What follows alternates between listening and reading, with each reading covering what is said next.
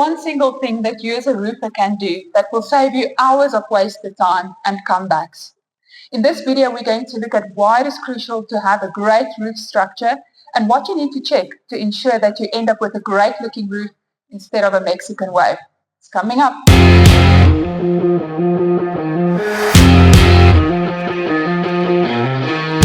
Hi everyone, Sonika here from Marley Roofing. Today we're going to talk to quite a few experts and we're going to share with you checkpoints to ensure that you end up with a great looking roof structure.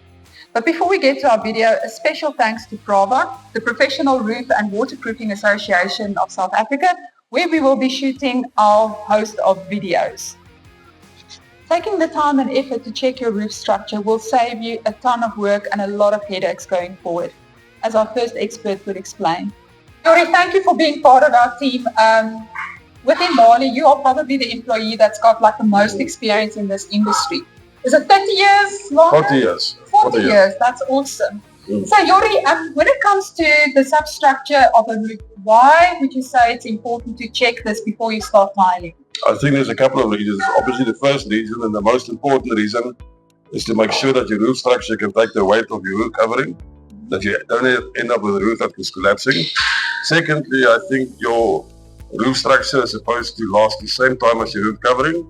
So that's also an important reason. And the last reason is to prevent you sitting with a poor quality roof and avoid issues such as roof leakages.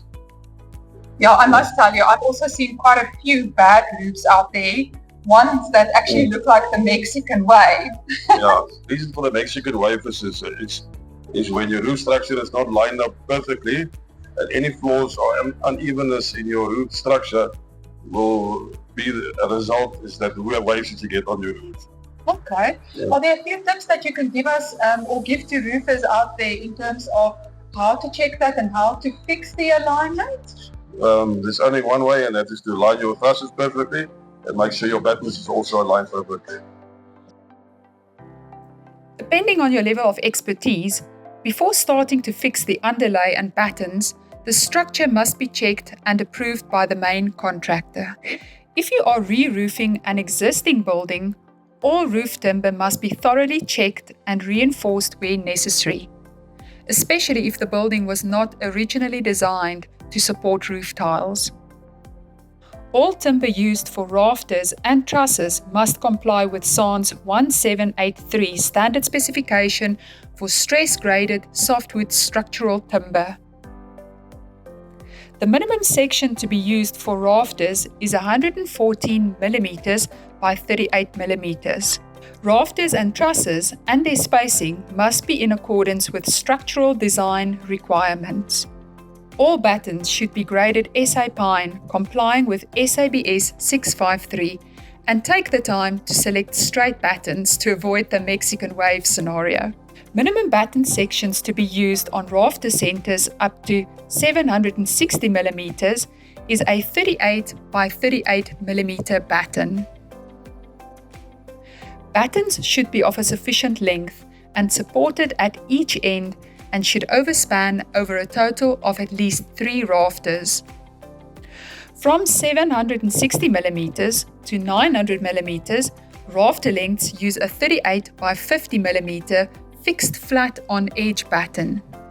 This batten size will also be used as the plaster batten and as a counter batten at verges to support rake verge tiles. From 900 mm to 1 meter rafter centers, use a 38 mm by 50 mm batten fixed on edge. It goes without saying that rafter centers exceeding 760 mm should only be made with engineer-designed trusses. Our next expert explains why counter battens must be fixed on each side of the hip rafter.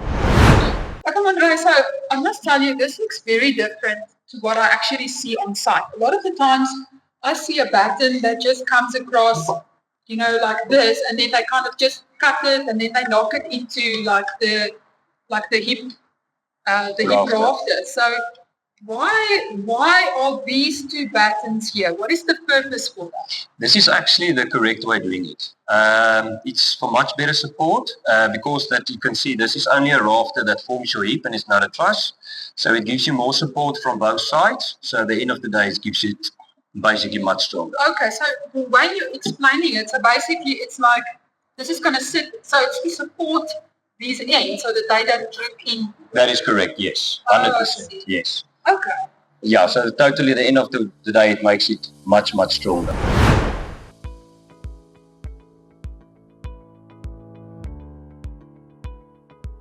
Richard, so I saw you were measuring out the battens for the valley. So how far do you determine the measurements? What is it that you were looking for when you were measuring this? Yeah, the thing that we are doing here is to balance the valley flexion that or the roll top that is going to be inside of this angle. So we have to measure the breadth, the opening of the roll top. So we must measure equal in between. So it must not go far from this side and it must be close as it can be. So we must make sure it's equal both sides. So the valleys must be in a straight line, in between of the veil. Yes. It must not go outside of the veil. So it's what I'm going to do now. I'm going to put the buttons for the valleys and then I'll put 2. I see. Yes. And why are you putting 2? To balance the veil. To balance it. Yes, oh, I understand. And yes, we don't want it to fall, especially when people are walking, even though when people are walking on a roof, they must never walk on a valley because it's a weaker part in the roof. I just wanted to ask you, Richard, in terms of the placement of the battens, because we have a roll top valley, are we going to set the battens a little bit closer than usual? So if I had like a V-top, would the battens be at the same spacing or would they be a little bit wider? Yeah, a V-top, you can also use different type of battens. You can use 76 by 38, close them, but it must look like a V. Because the V is going to stay on that. I understand. So it must take on the shape of the V and support. So in other words, it doesn't really matter as long as the battens are really in a good position to support the valley so that it doesn't have any weak spots. And there you have it. We will be posting these videos on a weekly basis to boost our algorithm. So please ensure that you subscribe and follow us and keep an eye out for the next video where we will explain how to install a radiant barrier. That's all from me. See you in the next video.